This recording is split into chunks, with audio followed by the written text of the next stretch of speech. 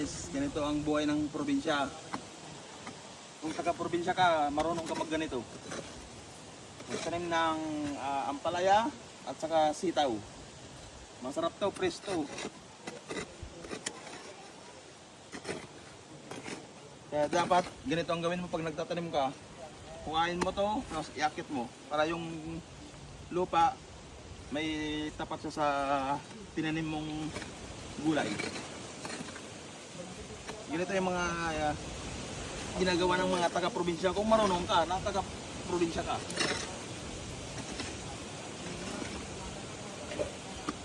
Oh, tingnan nyo naman, ang ganda ng tanim ng gulay. Ganito ang buhay sa probinsya. Nakakapagod pero ayos lang, fresh ang hangin at masarap ang buhay dito. Simple lang.